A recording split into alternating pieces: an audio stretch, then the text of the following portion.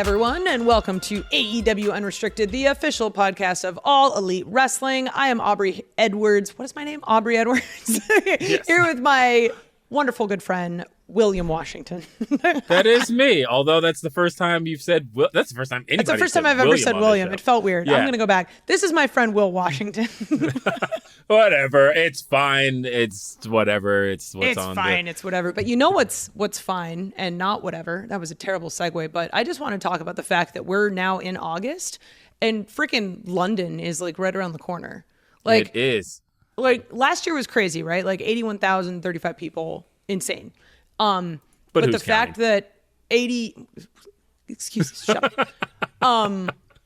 fact that we're now doing Cardiff, Wales, and Dynamite as well, Dynamite and Collision, it's crazy that like somehow, and we say it all the time, that like we just keep getting better, right? It just keeps getting bigger.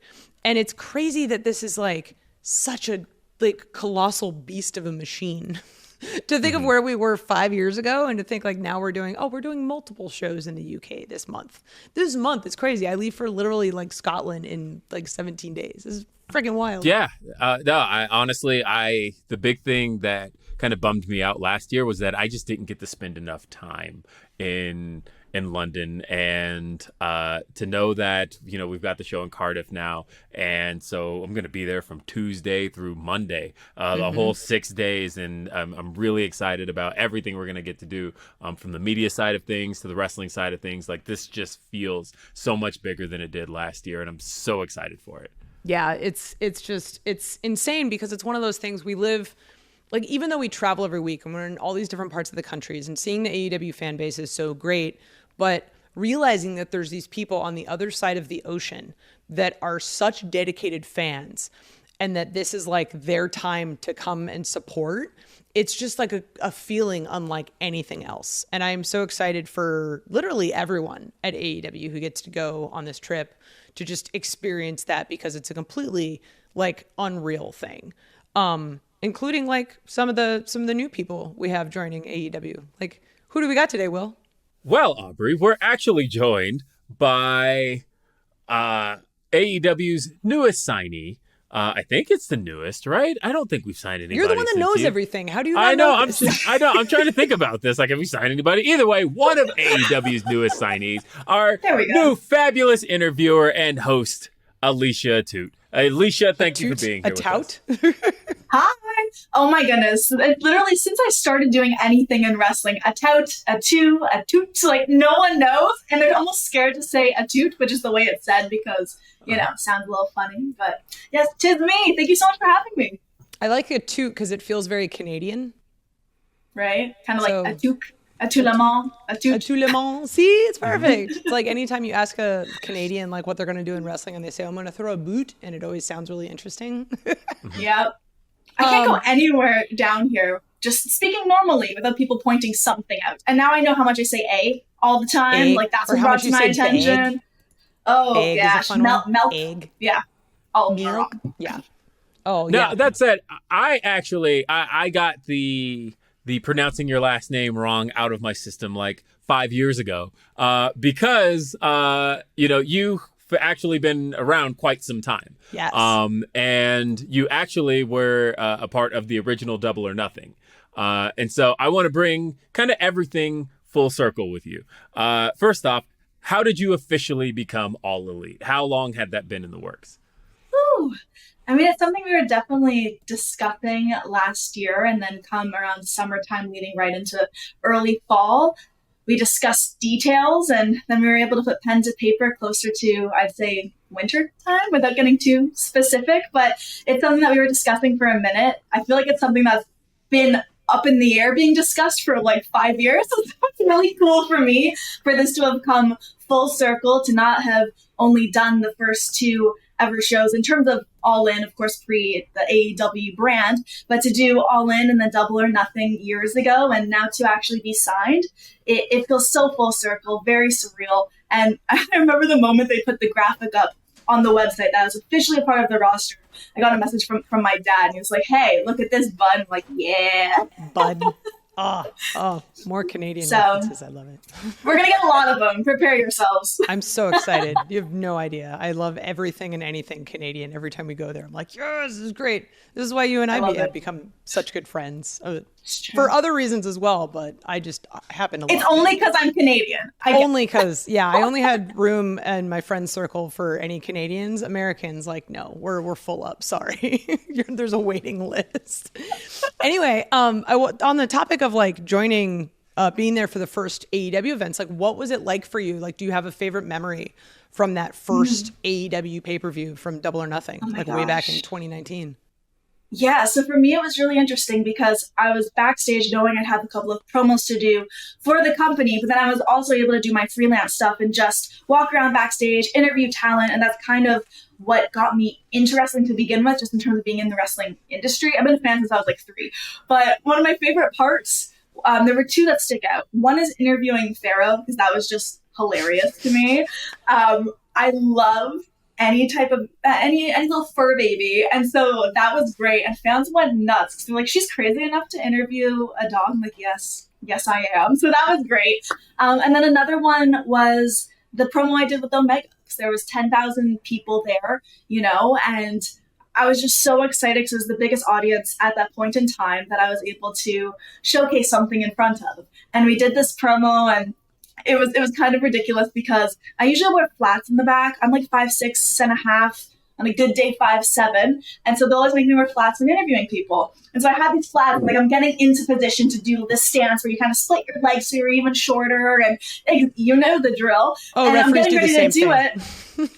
And they look at me, my producer at that time, and Penny, and they go, "What are you doing?" And I'm like, "I'm doing the interviewer thing. Like, you want me to look short?" And they're going, nah. So they intentionally pan to me in my flip-flops in the promo and come back up, and which is like this really cute inside type of thing. And I loved it. So those are 2 of the things that stand out the most. But it was just a whirlwind of a night for everybody, because I had so many friends on that show too that were just itching to have a moment, and they got it that night. So it was crazy. Well, you talked about the kind of it being almost a long time coming, being 5 years. You talked about first Double or Nothing, and of course your experiences at the first All In. But in the meantime, in late 2019, you actually signed with MLW. Why was that the best fit and opportunity for you at that time? Yeah, so at that moment, I was talking to a couple of different companies, and some things were drawn out. Some people were getting back. So there were just a lot of moving parts. And it got to the point where I took a breath. I'm like, all right, I'm very flattered that so many people want to work with me, because you always have that little doubt in your head where you're like, why does that? It's a confidence booster, but at the same time, you have that feeling of like, me? Because in my head, I'm still that Canadian from the small town who's like finally trying to make a name for herself within the States. And that wasn't easy. So when they approached me, they made it very obvious that they wanted me to be a part of their team, especially at that point in time. Their roster was so cool. I remember looking backstage and just seeing so many faces. I got one of my best friends out of it, being Selena De Laurenta. And, I just remember thinking, this is friendly, this is neat. And they gave me so much creative freedom. Like anytime that camera was on, so they flew me out to a New York show. It was one of their bigger pay-per-views. And they flew me out, they're like, let's see how this goes. Let's trial and error this. And then within 5 minutes, they were like, all right, let's talk. We want to sign you. And so I just felt appreciated. And it wasn't that I didn't feel that way elsewhere, but some spots were just happening slower. I'm like, you know what? At that point, I was in my mid-20s, may have been like 24. I said, screw it.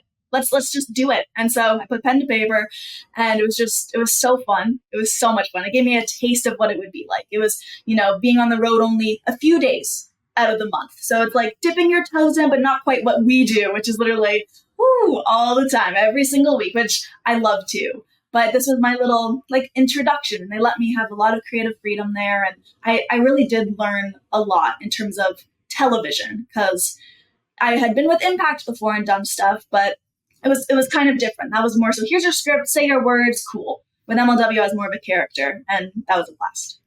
So I'm curious because, as Will kind of alluded to, you have a very long history in wrestling. You're the interview queen, and you were all over the indies.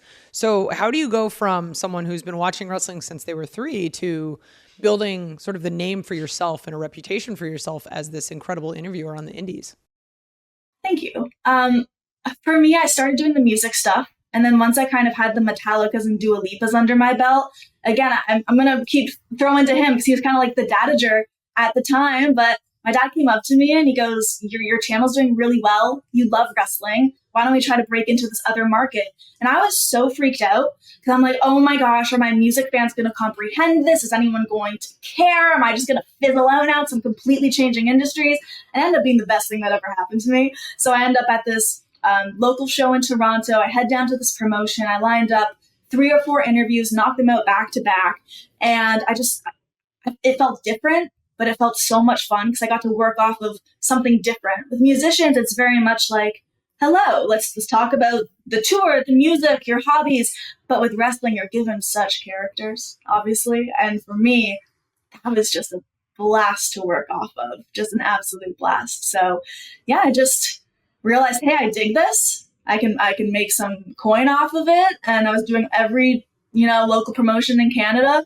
And then it just blossomed into other stuff. And I loved every second. Okay, well, from one person who's been doing this a really long time to somebody else who's been doing this a very long time, I want to ask you specifically about the music side of things, because you started very young there. And I say this as somebody else who also started at this at 17. But you did start your music blog at 17, correct? Mm-hmm. Correct. So I guess, what was the drive for that like? I know you can kind of have, I at least for me, I remember that feeling of like, I know what I want to do and I know I want to use whatever ability I have. And it's like fresh out of high school and it's like, I got to do something. Was it kind of similar for you in that vein?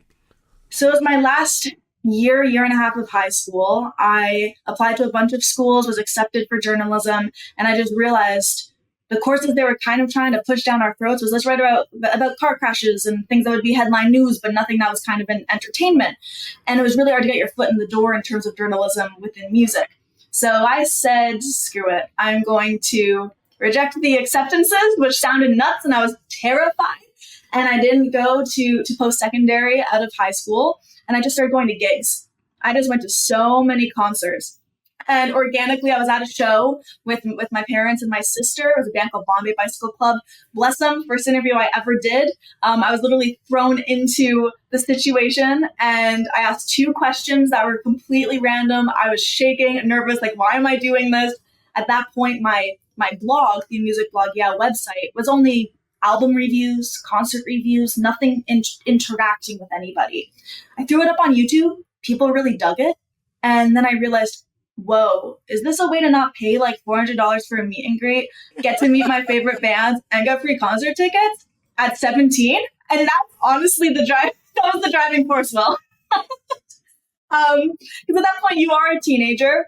You aren't making, or I at the time wasn't making anything from it. So it was just me typing to the internet. And then YouTube was what kind of, boom, pushed it up. But yeah, it was the free concert tickets and just meeting my idols. That meant everything to me. I'm such a music nerd. It's like the first time that you have a bit of a social media following and a company reaches out to you and it's like, hey, do you want this free product to shill it like on a reel? And you're like, oh, people are giving me stuff for free. Like your understanding of the world and like what you actually can get out of it is so small. And it changes. And it's like the 17-year-old mindset of like, oh, I get free concert tickets. Like, of course, that's what you're working for. Yeah. Like, absolutely. That's thousands of dollars a month. Thousands of dollars at the time that I did not have, nor if I did want to spend on concert tickets. Like, that's crazy. You're trying to save at that age. So for me, it was like, ooh, 5 nights a week, different gigs for free. Let's go. Right. And at the time, you're just trying to break even. So it's actually like hugely beneficial. Yeah. Yeah. It was amazing. I honestly relate to that so hard, by the way, because like for me, it was one of those things where, getting into journalism, the hard thing is, especially when you're 17, they want you to cover so many things that center around sadness. And you don't want to be sad, right? Like you just don't. You don't want to cover tragedies. You don't want to cover any of that stuff. Like you just want to talk about fun shit. And like for me, it was like video games and tech. That was like the thing I wanted to cover, and then somehow ended up in wrestling. And like, so I understand that with music, where it's like, yeah, there's always going to be like sad stories around music, but for the most part, as long as the music itself is the subject, that's where you get to still continue to have fun with it. And so like, I get that, and I fully understand that, and that's honestly when you're 17 and to be able to just get into it and get to see free concerts and get to talk to your favorite artists, like how cool is that? Like that is the coolest thing. Yeah. I felt like I was living the dream. And then you have fans who were like, hey, and it was interesting. Like, I dealt with my fair share of extremely creepy scenarios, and that's why my dad was my cameraman, because I did not want to put myself in those situations.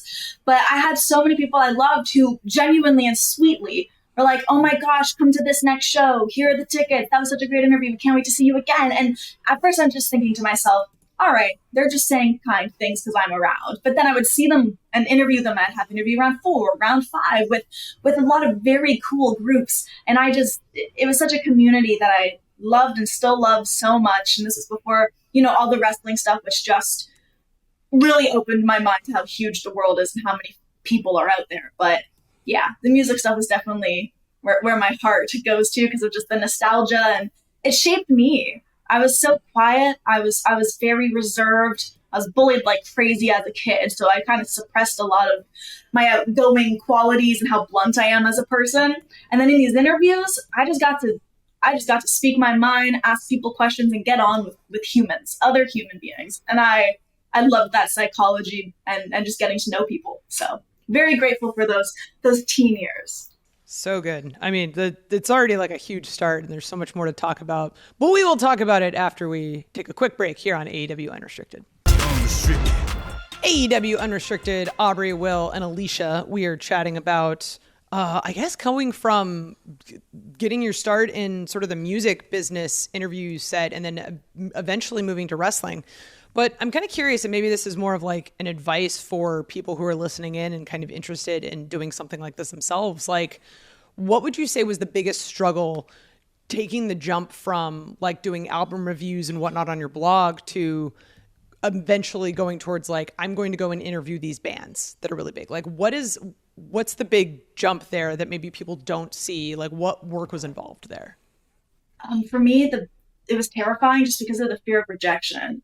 Oh, absolutely. I was balls to the wall, reaching out to every manager, every top name that was within music. And I was so scared because I knew a lot of them weren't going to get back to me. I was 17. I wasn't, I'd show up to some of these in like a band t-shirt and jeans, which is totally fine. But then, I'd come up with like the shiny T-zone and the, my little pimples. And I'm like, that reference went directly over Will's head. Completely. It's a makeup thing. I'll tell you later. Yeah, no, I was just gonna let you guys go. I'm still self-conscious about the shiny T-zone, by the way. Like, I have a huge light on me, and I'm like, I swear, it's just the light. It's just the light. But it's the things that stick with you when you're younger.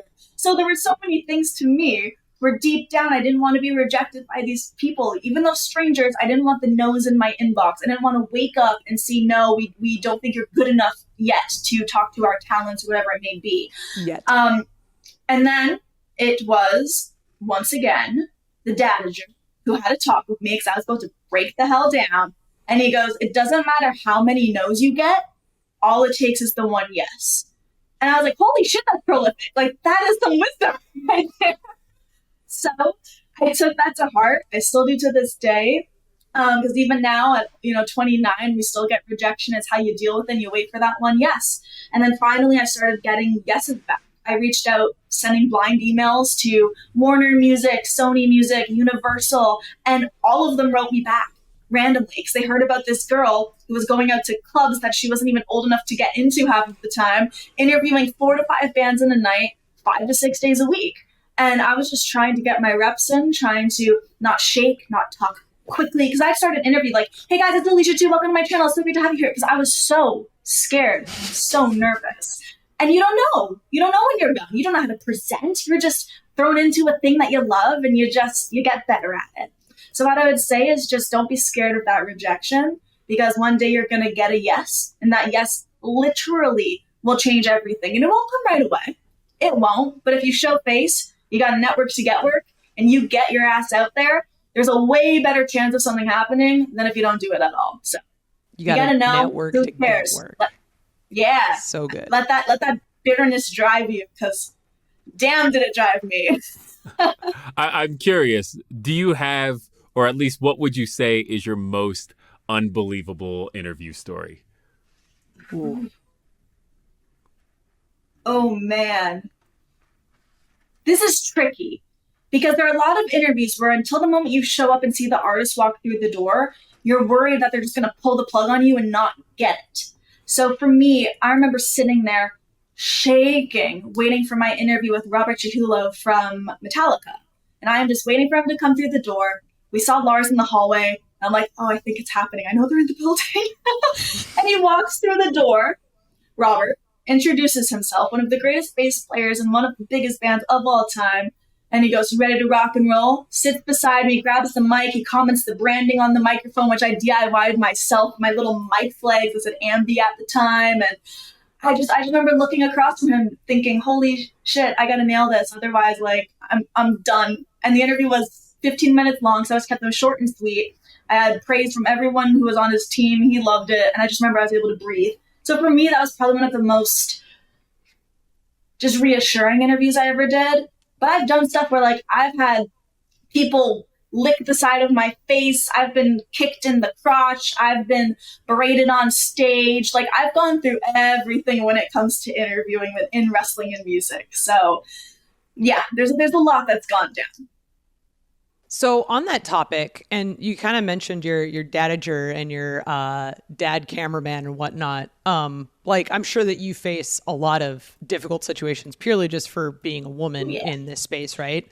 And you kind of casually mentioned it that, like, your dad ends up being your cameraman just purely from, like, a protective standpoint, which is so incredibly smart that, like, you have someone there who has your best interest in mind, who, when you're in these clubs that you're not old enough to get into, it's like, good, you have someone who's looking out for you, because that's incredibly important. Like, did he have a particular background in, like, managing or camera work, or was it just more of a, like, just trying to be a supportive dad to his daughter that he loves? So it was an interesting combo. Definitely the latter would be more what we'd lean towards, but he was actually in a band with his brother for like 5 years in the 90s. And so he was the one who was taking all their demos, putting them into little packages and mailing them out to all of these different record companies, because at the time, there was no internet. So he was already in that, like, manager grind for his band. So when he saw what I was trying to do, at 17, he's like, all right, well, at first I'll help you understand, like, where to allocate your finances and where to put stuff. I'll help you understand how to approach this, to craft, like, the perfect email. He helped me out so much. And my mom did too. My mom was wildly supportive. And before this, we would all go to gigs together. Like, we're just such a close, tight-knit family. It was never weird to me to be around my dad. And I thought anyone who wanted to judge that, they're the weird ones, because they got stuff they got to sort out, So that's where my mindset was. But he just jumped in full force, and he got to see so many gigs for free as well. And he got to meet so many wrestling heroes that he loved over time. Like, having him in the back and seeing his face look around, he's like, oh my gosh, that's Scott Hall. She just interviewed Scott. That's my daughter talking to Scott Hall. Or the moments like the Mick Foley, like, hosting the 20 Years of Hell tour for Mick Foley. And it got to the point where I was old enough where I didn't need him by my side, but I just wanted him there because I knew how much it meant to him. And these are memories he'll cherish for forever. And then I'll go to gigs still and be backstage, and people still see me like, how's your dad? And I'm like, that's cool, like, that's a cute little thing. And I'll cherish that forever, because they're memories that we formed. And I love the fact that we'll always have that. He traveled to me to the first All In, Oh, that's awesome. He was the one filming those interviews with the Bucks, and I mean, like, Mysterio at the time, and there were so many cool things. So I'll always have that in there. Are your interviewees, or were your interviewees, I should say, at least aware at the time, or is it one of those things that, like, you can pop out in surprise and, like, haha, I'm her dad? I never prefaced it, because I also didn't want them to be weird about it in holding back good moments for the interview. Sure. So if they thought, oh, that's her dad, we wouldn't get maybe a cheeky I don't mean a flirtatious moment, just like a cheeky moment. Or maybe they wouldn't bring up a story that's batshit crazy because, like, oh, her father's there. Like, a great example is I interviewed a band called Steel Panther they are this like mock metal band who are balls to the wall, so politically incorrect, wild party animals. Like they're nuts.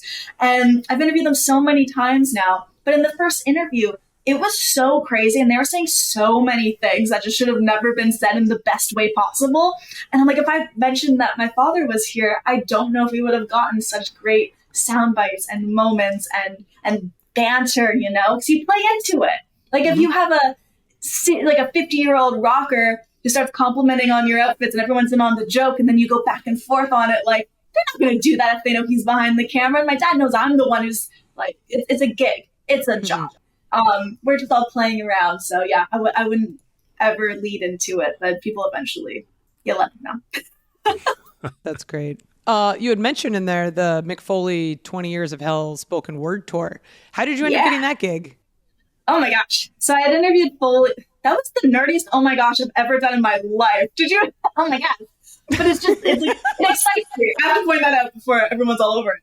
But it just, I've always been a fan of Mick Foley, one of my favorite wrestlers of all time. That match in specific is my first, and I feel like it's for a lot of people, especially around my age bracket, but that's my first memory of professional wrestling. I was 3 years old, sat on the couch, parents by my side with a bunch of my dad's buddies, and they were watching him versus Taker. I remember the gory ear, the tooth in the nose, like all these things. Like, what is this? I need more. And so I reached out to him years and years ago when I was in my early 20s starting wrestling stuff. And I just asked if I could interview him. He wrote me back. He said, sure. He's like, oh, I have a daughter your age. Like, I think this would be great. It'd be so fun. And now Noelle and I are friends, which is super funny, but like very full circle. And so I do the interview. It goes great. I see him again years later, do another interview. I see him at conventions all the time. We just stayed in touch. He's one of the sweetest, most caring human beings I've ever met. And then I get hit up. Hey, we're thinking of doing a spoken tour, 20 Years of Hell. We're going to tour all across Canada, and would love to pitch you being that girl to open the show and welcome Mick on stage and warm the crowd up. And when you get emails and it says someone's name, you're like, this has to be spam. Like, go away. This isn't true. It was. And so next thing you know, I'm opening shows for him. We're celebrating this triumphant, big moment in wrestling history. It was historic, and I got to be a little part of that. So that was wicked. I love it. And you know what? I think I want to take a quick break because there's a bit of an elephant in the room question that I have to get to, but I feel like I will ask that right here when AEW Unrestricted continues. Unrestricted. AEW Unrestricted. This is Will Washington. It's Aubrey Edwards. Alicia. I'm going to ask about Maxwell Jacob Friedman. Ugh. MJF. Do we have to? Kinda. I like that says everything while saying very little at the same time. Because, it's very interesting how, as it played out in front of everybody, there was this contentious relationship between the two of you that seemed to bud into a bit of an adoration. How One can way this to put be? it. Yes. How can this be? I have known Maxwell Jacob Friedman since we were both in our early 20s. I believe he was 20 and I was 21 when we first met. We had a lot of back and forth, a lot of interviews, a lot of very ridiculous moments together, from him kicking me in my vagine to me slapping him across the face. Yes. So one would wonder, how did two people over the span of seven and a half years come to where we are now? He is just so annoyingly persistent that he just bogged me down. And he always says in promos and when addressing the audience, he gets everything that he wants, and that just so happened to be the case over here. So now this is where we're at. And I get asked all the time, how is he at home? How is life with him? Is he really how he is on television? And I can point blank say that he's a pain in my ass, guys. Yeah. Okay? Big time. everything you see is the truth. I'm very much enjoying the big home that he brags about all of the time, and our cat Piper is a fabulous thing. The Porsche is a little much for me, but it makes him happy, and when he's happy, he nags at me less. So hey, there you go. Just one day at a time. You find the happy moments amongst all the fighting and bickering and frustration. Has it gotten worse or better since he became the international champion? Oh, so much worse. All I hear about is how he's champion. That's all I it'll be like, oh, hey, do you, and I'll be like, oh, what do you need? I'm international champion. I'm like, just stop. I get it. I don't hear about it. I'd be so happy.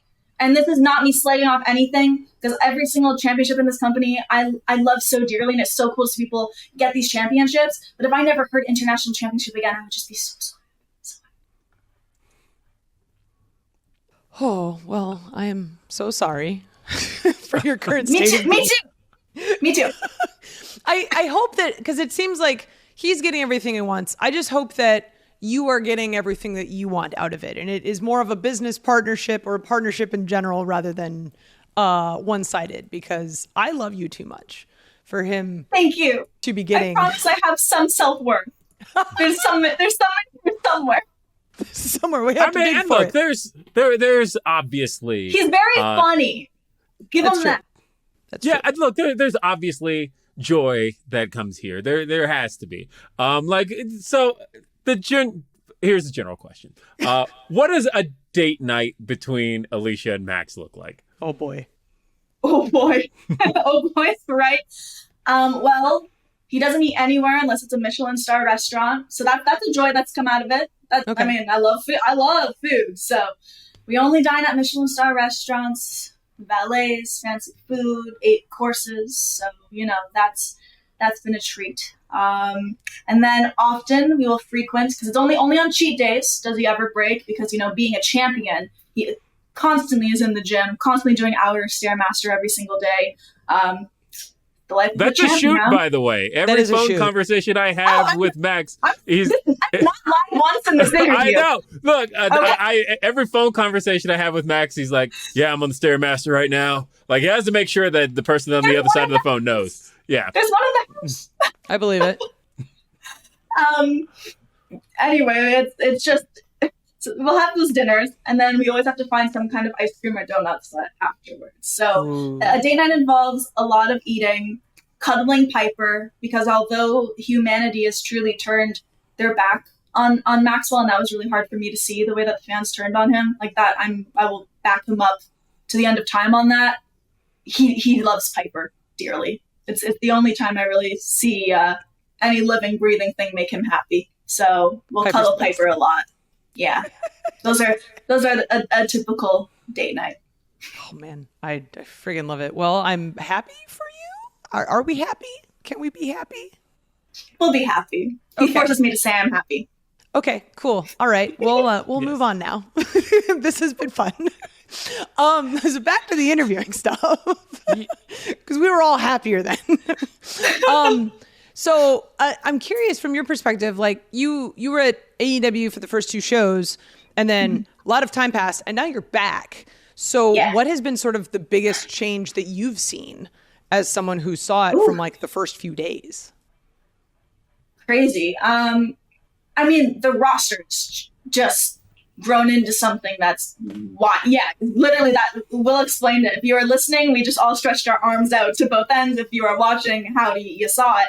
But the roster's huge, and it's so diverse, and there are so many matchups, and that's why we keep getting these like dream matchups on television, because you would never think 5 years ago that so many, especially international talents, but you would never think that you'd be able to have this melting pot of so many badass professional wrestlers. So for me, that's the coolest thing. Like, I'm walking in the back and you're seeing legends to people who just got signed because they've only been in the industry for like 6 months, but they're crazy skilled. And there's just this wild crossover of so many different walks of life. And that's not me just blowing smoke up this company's booty. It's just cool for me to see as a wrestling fan, because I get to sit in the back, and whether it's on in the locker room or talent view or whatever it is, I get to just watch wrestling. It's like the concert thing, you know, like we get to watch free wrestling every single week live.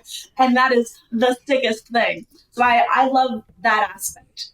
And for me, it has been such an interesting transition because I have known so many of these people for as long as I've known Maxwell, because we've done so many indie shows together.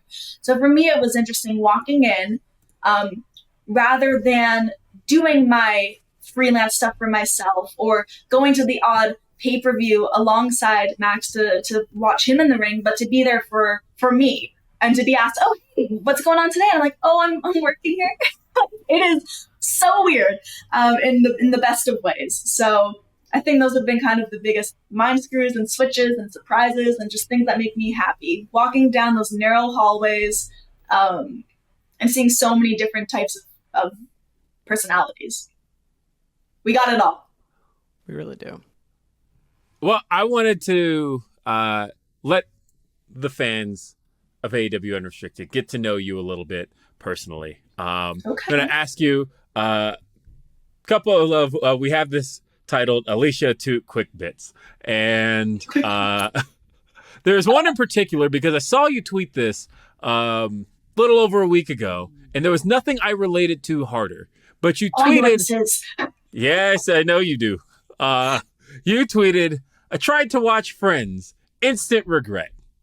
Why? What is it about Friends that's not for you? Well, first off, I'm really glad you came back, so thanks. Yeah. Just for those that are listening and not watching, I literally threw my pen and walked away. Literally walked away. So for me, I've always been a gigantic Seinfeld fan. And the greatest show. The greatest show of all time. Larry David for life, no comparison. Curb Your Enthusiasm, love it all. But for me, I've always not understood why people have such this crazy hard-on for Friends, and I've always kind of avoided it. I've seen little bits of... Oh, can I not say that? I'm sorry. Oh, you can totally say that. I'm just laughing because my husband smiled in the back because he's a big Seinfeld fan, so he's probably getting a kick out of this. Okay, awesome. Don't worry, I'm only just beginning.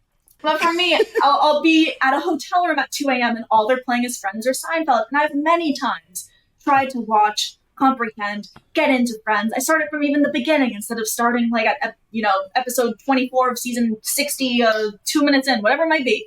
So for me, I tried watching it genuinely a week ago, and I just sat there waiting and waiting and waiting for a joke or something to make me laugh or feel something. And I felt nothing. There was a void of emotion. And it just made me frustrated because I was actually trying for the first time, going all in. I even had like the best snacks ready. I was prepared, but I just couldn't get into it. And then I put on an episode of Curb Your Enthusiasm. For me, there's this wit, this cheekiness, this very like quick writing, this political incorrectness to all Larry David pieces that I just bite into. Because again, I mentioned my bitter side, how I can be kind of blunt and stern, and I like to think I'm never rude, but you'll always get me honest. Mm-hmm. And if I don't want to be honest with you, I won't say anything at all. It's better for everybody. So I just love that about Curb and Seinfeld. So I really did try. It was a very confrontational tweet. Seriously, I was like, "Ooh, when am I gonna start getting the death threats, guys? This is getting kind of serious, And I say that jokingly, but also I've gotten death threats over like less wild things. So believable. Internet's great, but I tried. That's all I'm gonna say. I tried. It wasn't a success. LD forever, social assassin for the win. That's my bet. I feel like it comes down to the fact that like Friends was a very good, like in the moment in time. Like there was something about in the 90s where comedy was just a bunch of people yelling at each other, and it's whoever yelled the last that got the laugh track. Whereas I feel like the Larry David stuff kind of ages better. So ultimately like it's a better quality show. Because there's nothing really funny about someone saying, could I be wearing any more clothes? But like for some reason we thought that was great. So, that's... Well, I'm going to let that point stand because I adore you dearly. And I'm just going to let you have the W on that and believe you. Okay? Do you have a go-to Seinfeld episode? Like, is there one where you can just, you're in a bad mood and you just throw that one on? I have my answer, but I'm curious what yours is. So Okay, here, so before there you are- answer, I'm going to rephrase this question. Yeah. I've never Yeah. gotten into Seinfeld. So if there's I've tried, like I'm in the same boat, but in the opposite way, right? Like, so my husband keeps Okay. looking at me like, is there like an episode that you would tell someone, like, if they're trying to get into it, like, watch this one? I mean, in my opinion, one of the most iconic ones is the Soup Nazi. It is this beautiful. Nazi's very good. It's fantastic. The way that he writes, you will have 40 storylines going on. If you're a wrestling fan, especially, like that, it's the same kind of thought process where there's so many storylines and synchronicities going on, and you're only focusing on one at a time. And in the end, they all so perfectly and seamlessly blend together, and you go, They do. You go, holy shit. The whole like, that is a armor thing, crazy- like everything about that episode, Yeah. like the way it all comes Everything. together is so perfect. I When can she's agree at with the that end one. slamming him on the table, just giving it to him. Like, it's Next! perfectly So written. good. So good. And, okay, let me think about the black and white cookie. Forever fabulous. Oh, yeah. I literally put this on today and I was like, oh, tribute to Jer, because it's the puppy shirt. So that's Yeah, the another good puppy- episode. Yeah. The puppy Yeah. shirt's really, really good. I'm blanking on the title of this episode, and I feel really terrible about it because I just love Seinfeld that much. But there's the episode where the fire happens and they need George's code, and he refuses Oh to my give God, his Bosco! code. Yes, yes, Bosco! yeah. Oh, Great so episode. good. Great So episode. those are ones I'll text them to you so you can Please. watch them afterwards. Please. Like, so, Um, because like Yeah. my answer is like really difficult because it's like if you don't hard. know the characters, it would be hard to get into. But if you know the characters, I feel like the engagement is genuinely like the best so episode good. like of Or television. the contest, Spare Yeah. Square, those are good The- too. Like, great. Yeah. Yeah. I love the just engagement think- because it's like it's such a boiling point for so much of what you know about the characters, right? Because it's like, George breaks up with a woman who beat him at chess, and Jerry breaks up with a woman who eats her peas one by one, and like these characters that are so neurotic, it's so like big children, and then when they realize this Oh, yeah. about themselves, and they come to the conclusion that we need to grow up, and George You're is literally like, you know what? describing wrestling. Yeah, Okay. it's so I great. think No- that's changed no my shit. mindset on this. Oh my God. The Genuinely crazy thing great. about Seinfeld is they're all, as much as we relate to every single one of them, because I've had so many long conversations with people like, who are you most like out of the Seinfeld cast? And you shouldn't want to be like any of them, because in No. the grand scheme of things, they're terrible human beings. And All they of have these them. all of them, but they have these weird, quirky, redeeming qualities, whether the self-loathing of George to like the cruel, blunt wit of Elaine. Even my favorite with Jerry is how specific he is about things and why he'll break up with people. So like the girl who had two faces, the girl with the big hands, the close talker, the quiet talker. Like he's so particular, and I love that because all of us have these qualities, just not to the extent that they do. So for me, it's just I feel like they took the worst of me and put them into all these characters, and I just eat it up, and I fucking love it. I So feel good. like listening to you describe why you love Seinfeld is a very clear indicator of why you're such a good interviewer. You're able to understand who people are, what makes them tick. You're able to connect with them on a different level, all of these different things. And I'm just so happy that you're here at AEW finally, officially. And I love that I get to see you every single week. And it's been amazing. That is so nice. I really I genuinely feel the same. It's very neat for me to walk backstage and see the familiar faces I've known for so long, and not just be oh hey, good to see you again, but be a weekly thing now where there's this camaraderie, and I have a really hard time trusting people, which goes back to the bullying thing. And for me to find these people where for my weekly home on the road, I can go to and have that sisterhood and that brotherhood is really cool, and it's something I've wanted for a really long time, and now it's here. So Yay. yeah, It's here. I'm just really happy to have a wrestling home and to keep crushing these backstage promos and take whatever opportunities are thrown my way and continue to grow, because I haven't done television in a minute, especially on this scale. So for me, the social stuff has been great. Whatever's to come will be great, and I'm really grateful. I'm happy. Well, we are so happy to have you, and you can see Alicia Atout on an AEW program near you. You can follow AEW social, and you will definitely make sure that you see more Alicia there. Alicia, thank you for being here. You can follow AEW Unrestricted wherever you get your podcast. We have new episodes available every Thursday. We have video episodes available on our YouTube channel every Monday. Of course, All Elite Wrestling is all over your television. We've got AEW Dynamite every Wednesday on TBS. We've got AEW Rampage every Friday night on TNT. AEW Collision every Saturday on TNT. Plus, you've got Ring of Honor available every Thursday on Honor Club. I'm Will Washington. She's Aubrey Edwards. Our guest, Alicia Atout, thank you for being here. We'll see you next time. Have a great day. Peace.